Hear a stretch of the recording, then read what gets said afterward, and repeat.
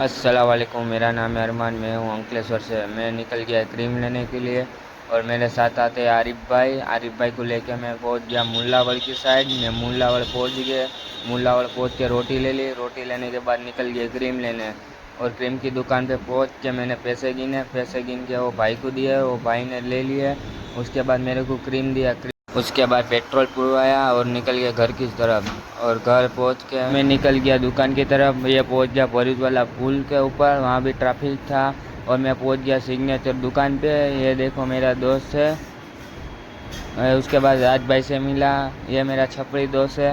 मेरा छपरी दोस्त है। अच्छा।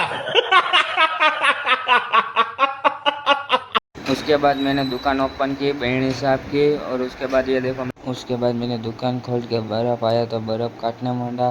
फिर उसके बाद ग्राहक आया तो ग्राहक को दे दिया। तो वीडियो शूट नहीं हुआ। ये रात का क्राउड है, देख लो।